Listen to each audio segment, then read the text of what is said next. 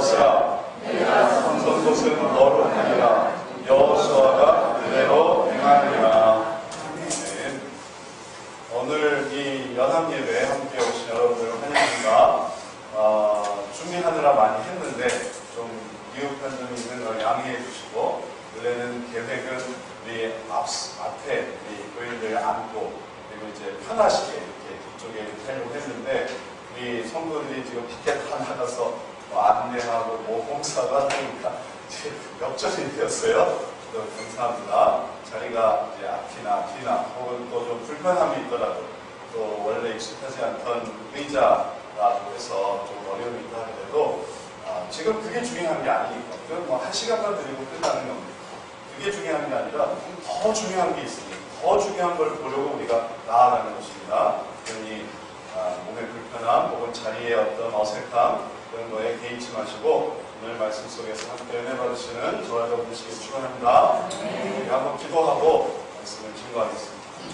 사랑하는 하나님, 참으로 감사합니다.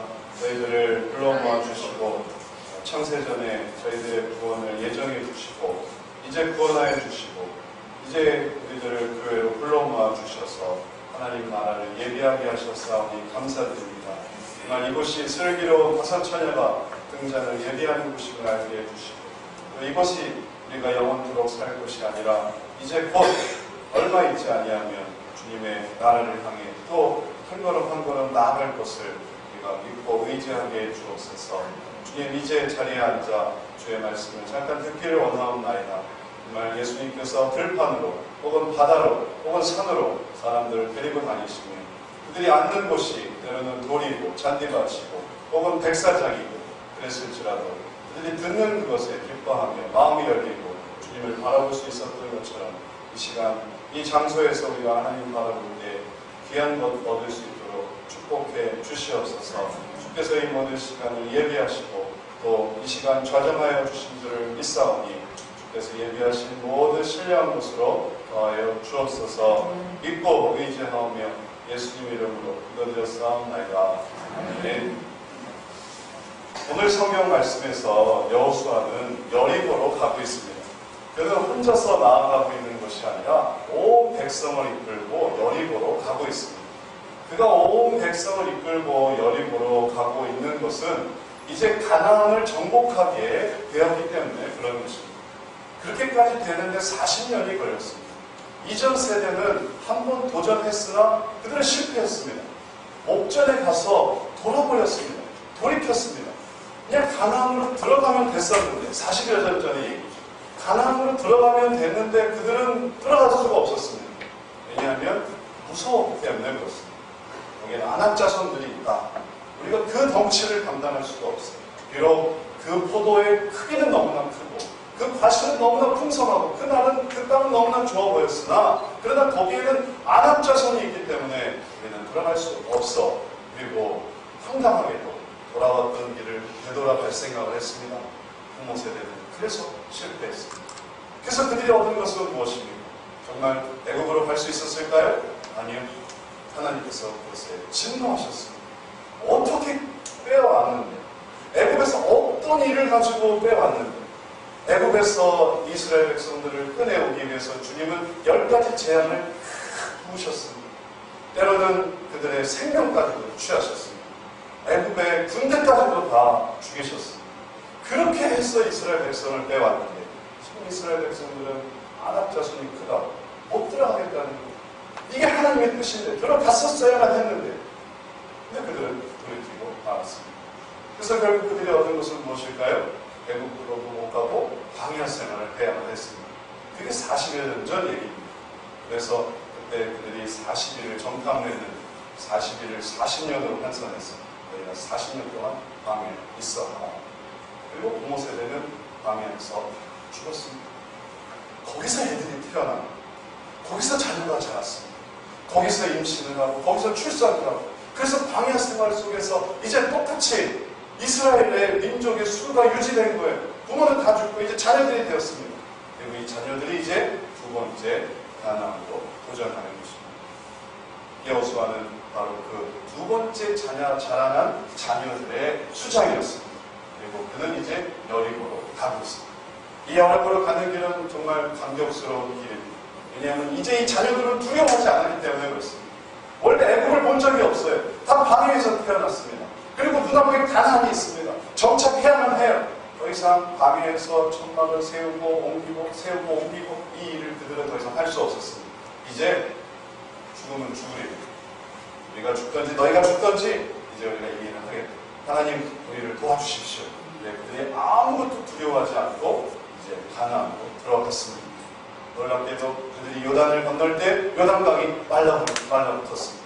그래서 홍해를 건널 때 그 일들을 그들은 다시 한번 경험하고 있습니다. 야, 하나님이 우리와 함께 하시는구나. 그리고 가나안에서의 첫 번째 싸움이 바로 여리고 성전 싸움, 여리고로 가고 있는 것입니다. 그래서 오늘 본문에서 이 여호수아가 이스라엘 민족을 데리고 여리고로 간다라는 것은 이제 엄청난 대전, 그걸 앞두고 지금 나아가고 있었던 것입니다. 그런데 거기서는 한 사람을 만나고 있습니다. 그 한 사람은 되게 특별했습니다. 가고 있는 길에 만나는 사람이었는데 그 장면을 우리가 성경 말씀에서 다시 한번 봅니다. 13절에 보니까 여호수아가 여리고에 가까이 왔을 때 눈을 들어본즉 한 사람이 칼을 빼어 손에 들고 아주 섰는지라. 이 사람이 칼에 손을 빼고 앞에 딱 칼이 버티고 있는 거예요.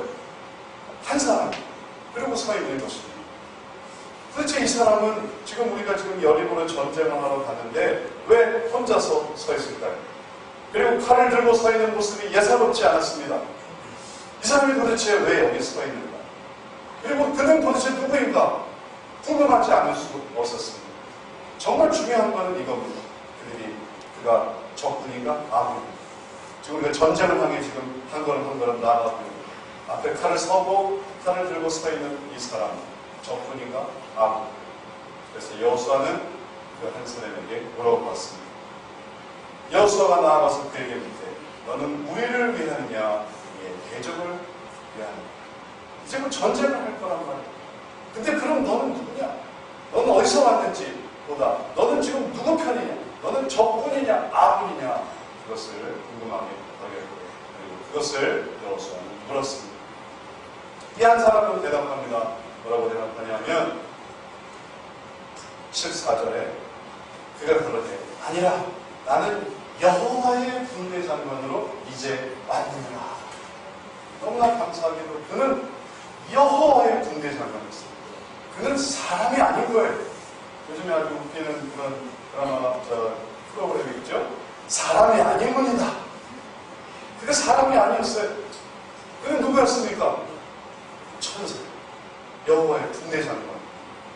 그가 앞에 서 있었던 것입니다. 여호수아는 기뻤습니다. 야, 하나님이 보내신 그 사람이 이제 여기 왔구나. 이 여호와의 군대 장관이라고 할 때 여호와의 군대를 우리가 생각할 수 있습니다. 그리고 여호와의 군대, 그것을 성경에서는 뭐라고 말하냐면 마하나임이라고 합니다. 마하나임이 여호와의 군대를 의미하는 것이에요. 마하나임의 이름의 뜻이 여호와의 군대가 아니라 처음에 이제 그것을 보았던 야곱이 그걸 보면서 하나님의 군대를 보면서 저는 마하나임이다라고 했습니다. 마하나임의 이름의 뜻은 두 개의 진지라는 뜻입니다. 혹은 두 개의 부대라는 뜻입니다. 아마 오른쪽 왼쪽으로 펼쳐져 있는 그 하나님의 천사들을 보면서 야곱이 그렇게 이름을 붙인 것 같아요. 이제 지금 여호수아는 지금 마하나임을 보고 있습니다. 그가 비록 한 사람이어서 좀 아쉽긴 하지만 쫙 펼쳐져 있는 군대였으면 더 보기 좋았을 텐데 그는 일단 한 사람으로 와 있습니다. 그러나 그는 혼자서 온 게 아니었을 것입니다. 그는 칼을 들고 있기 때문에 보이지는 않지만 지금 그 뒤에 뭔가 하여튼 있을 것입니다. 그래서 그 사람이 지금 있는 것입니다. 이제 여호수아는 마하나임을 만나고 있습니다. 정말 하나님의 군대가 있고 그 군대 장관이 이스라엘 백성에게 왔다는 것은 너무나 놀랍고 기쁜 일이었을 것입니다. 얼마나 마음이 흡족하고 또 위로가 되었을까요? 그래서 여호수아는 너무나 반갑고 기뻐서 그는 이렇게 그 앞에 나아갔습니다. 여호수아가 땅에 엎드렸습니다. 그가 여호와의 군대 장관이라는 얘기를 듣고 그가 땅에 넙죽 엎드렸어요. 그리고 절을 했습니다. 그리고 말하는 것이에요. 가로되 나의 주여 종에게 무슨 말씀을 하려 하시나이까. 틀림없이 하나님의 군대장관이니까 무슨 말을 할 거란 말이에요. 그게 뭘까요? 그것을 듣는데 여호수아는 자기의 체면을 가리지 않았습니다. 그는 그 사람에게 엎드렸습니다. 절을 했습니다. 그가 키가 크고 키가 작고, 그가 덩치가 크고 아니면 덩치가 왜소하고, 그가 나이가 나보다 많고 나이가 적고 이걸 따지지 않았습니다. 그는 신분상 여호와의 군대장관이고 그는 사람이 아닌 것이에요. 그는 천사입니다. 그러니 그가 나보다 나이가 많은지 적은지, 키가 적은지 큰지, 혹은 덩치가 좋은지 작은지 이걸 따질 필요가 하나 없는 거예요. 이거 그냥 거기에 엎드리고 있어요. 중요한 건 뭔가 말할 수 있게 있을 거야. 그래서 오셨을 거야. 하나님이 보내셨으니까 뭔가 의미가 있을 거야. 그리고 그것을 드리려고 했던 것입니다. 이제 이 마하나임의 군대장은 왜 왔을까? 무슨 말을 해주려는 것일까? 앞으로 이제 여리고를 싸우려고 하는데 여리고 성의 어떤 비밀을 알려주려고 하는 것일까요? 여리고 성의 약점? 혹은 이제 전쟁을 하려고 하는데 전쟁의 기법을 알려주려고 하는 것일까요? 병법을 알려주려고 하는 것일까요? 새로운 전투 기술을 알려주려고 하는 것일까요? 아니면 그 당시에 새롭게 생겨난 어떤 병기가 있어서 그 병기를 전해주려고 오는 것일까요? 궁금하기 그지없습니다. 왜 마하나임이 왔을까요? 왜 여호와의 군대장관이 여기 와 있을까요? 결론부터 얘기하자면 이것을 위해서 왔습니다. 여호와의 군대장관은 여호수아가 하나님의 임재를 깨닫게 하기 위해서 왔습니다. 그래서 이 군대장관은 와서 하나님의 임재를 깨닫게 하는 것이에요. 그는 비밀을 알려준 것도 아닙니다. 기술을 알려준 것도 아닙니다. 병법을 알려준 것도 아닙니다. 인간이 가질 수 있는 그 어떤 잔기술을 알려주려는 것도 아니었습니다. 그는 하나님의 임재를 깨닫게 해주고 있습니다. 그래서 그는 이렇게 대답했습니다. 여호와의 군대장관이 여호수아에게 이르되 내 발에서 신을 벗어라. 내가 선 곳은 거룩하니라. 네 발에서 신을 벗어. 이게 무슨 말도 안 되는 얘기입니까? 군인이 어떻게 신을 벗어요? 지금 전쟁을 하러 가는데 왜 신을 벗습니까? 그러나 여호와의 군대장관이 여호수아에게 말합니다. 내 발에서 신을 벗어. 왜냐? 지금 네가 서 있는 곳은 거룩할 때. 아니 방금 전까지만 해도 아무 일이 없었는데 왜 갑자기 이곳이 거룩해졌을까요? 여호와의 군대장관이 왔기 때문에 그런 것입니다. 그에게 여호와의 군대장관이 왔습니다. 군대장관이 왔다는 건 무슨 뜻일까요? 하나님의 군대장관이 왔다는 게 무슨 뜻일까요? 하나님이 함께 하신다는 뜻이에요. 하나님이 여기에 함께 하신다고. 그래서 그 임재 때문에, 그 하나님의 동행하심 때문에 이것이 거룩해진 것입니다. 우리의 사는 곳은 거룩해질 수 없습니다. 우리의 있는 곳은 절대로 그렇게 거룩해질 수 없습니다. 우리는 늘 그렇게 세속적입니다. 그러나 우리가 있는 곳이 거룩해지는 때가 있는데 그때는 주님이 우리 오시는 때인 것입니다. 그래서 여호와의 군대장관은 여호수아에게 신을 벗어라고 했습니다. 그리고 그는 즉시 신을 벗었습니다. 아무것도 가리지 않았습니다. 그가 신을 벗는데 주저하지 않았습니다. 내가 여기서 군인으로서 신을 벗으면 나를 해치지 않을까? 나를 위협하진 않을까? 내가 뭔가 손해나진 않을까? 혹은 다른 사람도 보고 있는데 내가 여기서 신을 벗는다는 건 우스꽝스러운 일이지 않을까? 절까지 했는데 신까지 벗으라니? 그러나 그것을 여호수아는 아무것도 꺼리지 않았습니다. 아무것도 주저하지 않았습니다. 이 상황을 잘 알지 못하는 다른 백성들이 만약에 멀리서 그 장면을 본다고 해보십시오. 여호수아가 왔는데 어떤 사람을 만나고 있는데 그 앞에 잠깐 얘기를 나누더니 넙죽 엎드리는 거예요. 그리고 뭔가 얘기를 나누더니 그 다음에 신까지 벗는 거예요. 그게 이해가 가능한 일입니까? 이상한 일이지 않습니까? 지금 뭐 하는 거야? 우리 지도자가 지금 뭐 하는 거야? 아니 한 사람 앞에서 지금 뭐 하는 거야? 이상하게 여길 수 있지 않겠습니까? 우스꽝스럽게 여기지 않겠습니까? 그러나 이것이 전혀 이상하지 않은 것은 그것이 그 뒤에 있는 하나님을 의미하기 때문에 그런 것입니다. 우리의 신앙생활 그 모든 것이 하나님을 믿지 않는 자들에게는 다 우스꽝스러운 일입니다. 왜 사람들은 저렇게 양복을 잘 차려입고 주일에 휴일인데 놀지도 않고 쉬지도 않고 저렇게 어디론가 가지? 어디론가 가서 왜 다들 이렇게 가만히 앉아있지? 이걸 만약에 여러분들이 외국에 나가서 예를 들어 미국에서 예배드리는 걸 보면 그걸 느끼실 겁니다. 정말 다 좋은 차를 타고 와요. 다 부자들이에요. 근데 다 와서 다 엉숭이 이러고 있는 거예요. 다 백인이에요. 다 잘생겼어요. 다 아주 훌륭한 영화 배우예요. 다 멋있게 생겼어요. 근데 다 이러고 있어요. 이상한 일이지 않습니까? 그걸 우리가 문화 차이 속에서 보게 됩니다. 때로는 우리보다 부정이 돼서 우리보다 더 어렵게 사는 사람들, 발에 신발도 없고 혹은 또 옷도 넉넉하지 않고 그리고 또 예배당도 뭐 아주 되게 허름한데 거기서 그들이 막 그냥 뛰면서 막 찬양합니다. 저들이 기쁠 게 뭐가 있다고? 그들이 좋아할 게 뭐가 있다고? 왜 그들은 저렇게 모여서 저렇게 기뻐하면서 찬양하면서 하나님을 찬미하고 그렇게 하지?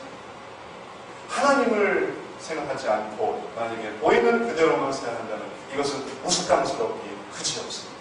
성경 말씀이 하나님을 의미하지 않고 그저 이 내용뿐이라면 이것은 정말 그 의미가 아무것도 아니고 이상한 사람들이거든요.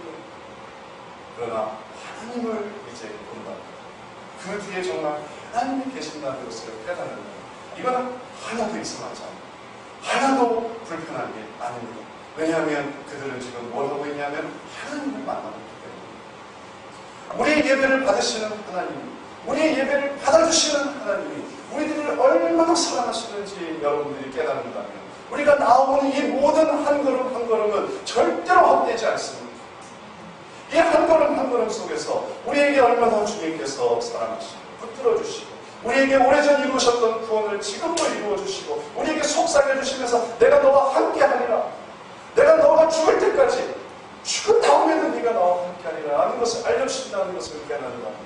주님과의 이 시간, 이 예배의 시간, 하나님 만나는 시간. 그래서 우리는 신발을 발에서 신을 벗을 수 있는 것이고, 그래서 우리는 머리를 숙일 수 있는 것이고, 우리는 사람에게 대하는 것이 아니라 하나님께 대하는 것이기 때문에 그런 것입니다. 주님은 우리 예배를 받으시는 분입니다. 받으시기에 합당한 분이십니다. 우리가 얼마나 대단한 사람이고 얼마나 놀라운 사람인지는 모르겠습니다. 그러나 하나님은 그보다도 더 훌륭하신 분입니다. 어떤 인간보다도 하나님은 더 위대하신 분입니다. 그래서 우리의 낮은 모습으로 주님께 예배를 드려야 합니다. 주님은 그 예배를 친히 기쁨을 받아주시는 것입니다. 그러나 이제 아직도 우리의 고민은 해결되지 않았습니다.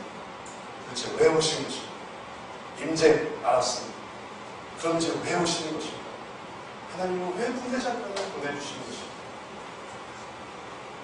하나님께서 임재 가운데 우리들에게 깨닫게 해주시는 것이 있습니다.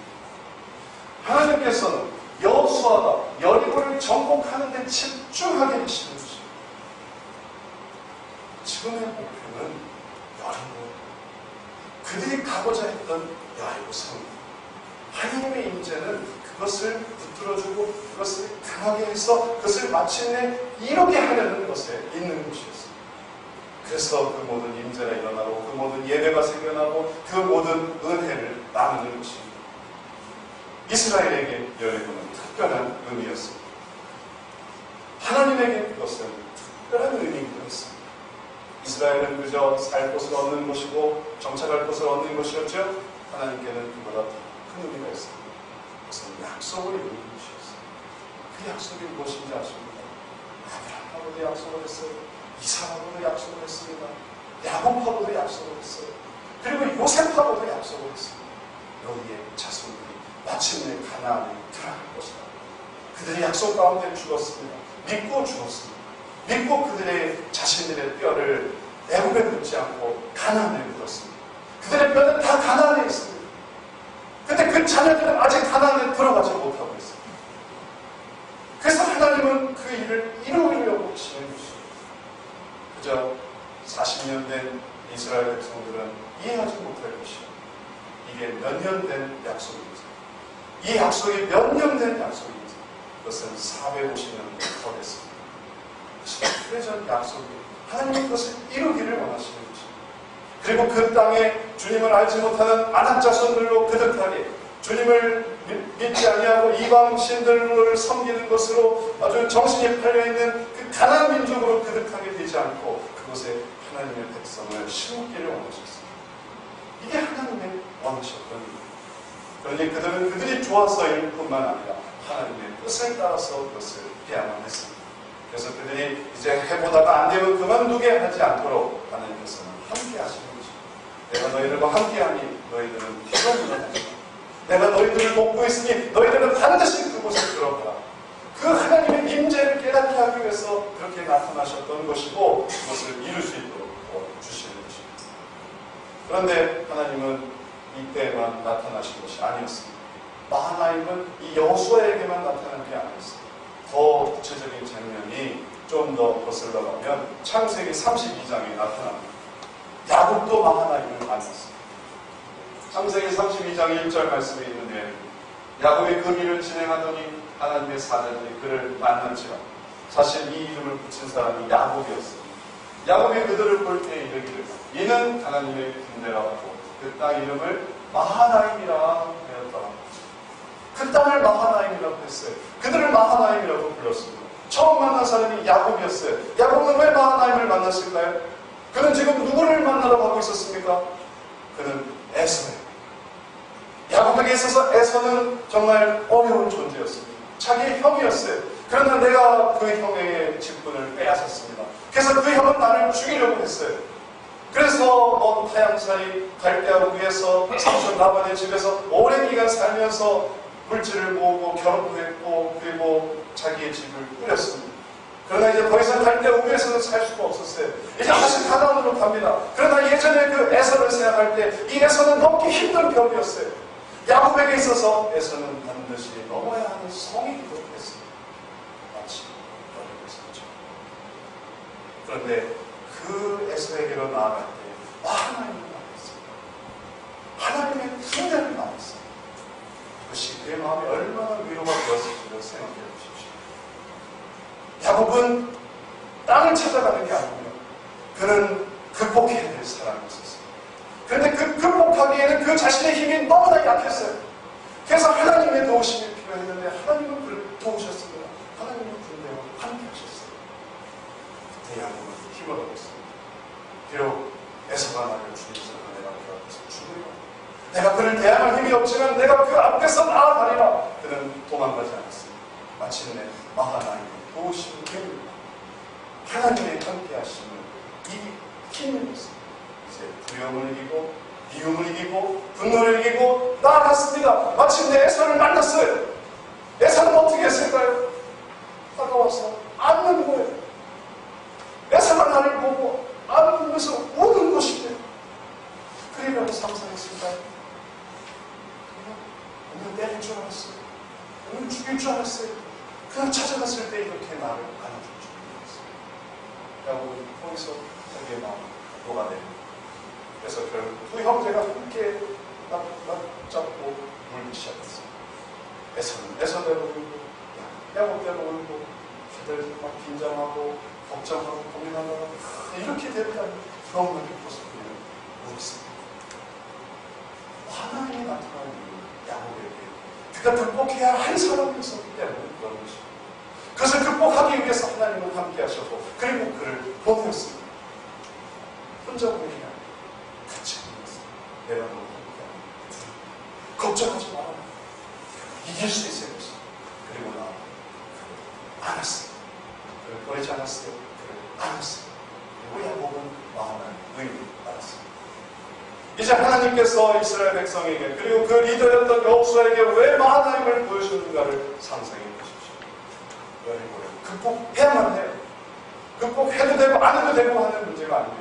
여리고 말고 다른 거 해도 되는 그런 문제가 아닙니다. 이걸 넘어서야만 해요. 그때 그것은 때로는 성이고 그때 그것은 때로는 사람이고 그때 그것은 때로는 과업이고 그때 그것은 때로는 어려운 시험이기도 합니다. 이것을 극복해내야만 해요. 그러나 우리의 힘은 너무나 적습니다. 그래서 하나님 도와주시는 거예요. 하나님 함께 이걸 할 수 있는 거예요. 그래서 마음을 온 것입니다. 마음을 격려 차원에서 온 게 아니고 또 보기 좋으라고 온 게 아니고 정말 진정한 싸움을 그 싸움을 이겨야만 했기 때문에 마음을 보내주셨습니다. 그리고 마침내 이스라엘은 승리했습니다. 그리고 전쟁에서 승리했습니다. 그들은 두려워하지 않았어요. 그리고 하나님을 정말 신뢰했습니다. 방법 자체는 정말 말할 수 없이 이상한 것이었어요. 기억하시지 않습니까? 여리고를 어떻게 공격했는지. 그는 여리고를 돌기만 했어요. 공격하는 것도 아니고. 그러나 하나님을 믿고 의지했기 때문에 그게 가능한 것이었어요. 다가갔고 야곱은 승리해요. 이스라엘 백성도 여리고를 돌았고 승리했습니다. 이것이 바로 마음의 의미였던 것입니다. 우리들에게 주시는 의미는 무엇일까요? 이제 이 말씀을 본 우리들에게 하나님께서 보여주시는 의미는 바로 이것입니다. 우리도 은혜를 받고 사명을 우리에게도 사명이라는 것이 있습니다. 이 세상에 태어나서 사명이라는 게 없겠습니까? 왜 태어났는지 그 의미가 전혀 없겠습니까? 이 세상에서 그저 먹기 위해서 태어났습니까? 마시기 위해서 태어났습니까? 이 세상에서 장난 짜기 위해서 태어났습니까? 이 세상에 놀기 위해서 태어났습니까? 우리가 이 세상에 왜 태어났겠습니까? 그걸 알기까지 시간이 걸리지만 그러나 그것을 알았다면 그것을 피할 수가 없습니다. 이건 우리의 운명입니다. 이걸 왜 주님은 오래전 우리 아버지로부터, 우리 아버지 아버지로부터, 우리 아버지 아버지 아버지로부터 우리를 예비하신 것이죠. 그러나 이것을 외면하는 우리는 어떤 사람이 되겠습니까? 그 사명에서 돌이키는 사람이 될 것입니다. 가나안의 길부터 사는 사람이 될 것입니다. 가나안의 민족을 이기는 사람이 아니라 가나안에 들어가자면 그냥 한쪽 구덩이에서 그냥 자기들끼리 먹고 마시면서 사는 사람이 될 수 있을 것입니다. 그러나 그렇지 않습니다. 하나님 우리들에게 깨닫겠습니다. 사명, 그 사명을 이루기 위해서 우리가 나아가고 있습니다. 그것을 위해서 우리는 은혜를 받아야 하는 것입니다. 우리도 하나님의 은혜를 받아야 합니다. 그 은혜를 받을 때 우리가 이것을 능히 감당할 수 있습니다. 매주 주일의 삶은 이제 펼쳐지는 평일의 삶 속에 우리가 극복해야 하는 에서와 우리가 극복해야 하는 여리고 성과 우리가 극복해야 되는 또 그 무엇을 이루기 위해서 하나님의 임재를 경험하는 시간이고 한번 상상해 보십시오. 날마다 매주마다 이러한 임재를 깨닫고 그리고 나아가 승리하고 나아가 승리한다면 우리의 삶은 얼마나 달라지겠습니까? 우리의 신앙이 주일의 신앙이 아니라 우리의 삶은 얼마나 평일의 삶으로 달라지겠습니까? 얼마나 신앙과 삶이 균형을 이루겠습니까? 이를 위해서 해야 되는 것은 무엇일까요? 다만 여호와의 군대 장관에게 엎드려 절하는 걸 그렇게 생각하지 않기만 합니다. 그것만 하면 돼요. 그가 여호와의 군대 장관인 걸 인정하기만 하면 됩니다. 수적으로 밀어붙이면 여호와의 군대 장관을 이길 수 있을 것 같으세요? 그가 한 사람이니까? 그가 고작 칼 하나 들고 있으니까 내가 어떻게 해볼 수 있다고 생각하십니까? 그가 나이가 나보다 어려요? 그가 나이가 나보다 많습니까? 좀 힘이 있으니까 내가 좀 어떻게 해볼 수 있을 것 같으세요? 그는 여호와의 군대장, 하나님으로 온 것입니다. 그러니 그 뒤에는 하나님이 계시는 것입니다.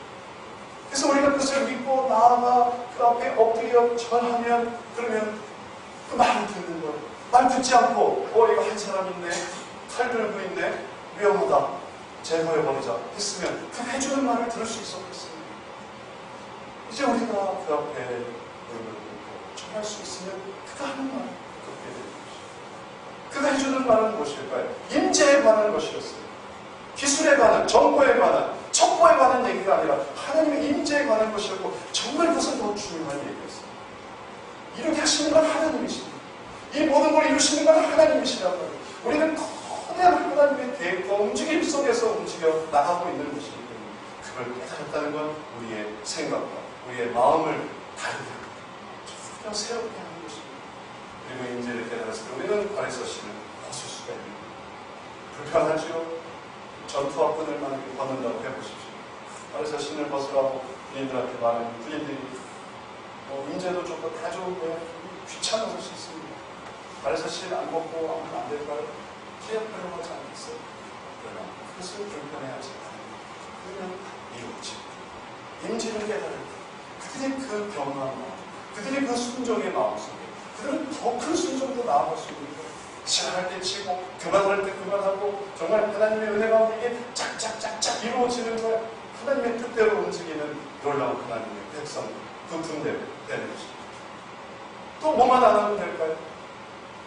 꼭 여리고 성을 이기지 않아도 된다 라는 생각을 하지 않으십니다. 그 연약함을 이래도 저를 또 그저 내가 꼭 사명을 이루어야 되나? 여리고를 꼭 극복해야 되나? 안 할 수도 있지 뭐. 내가 어디서 숨어 들어가든 알게 뭐야.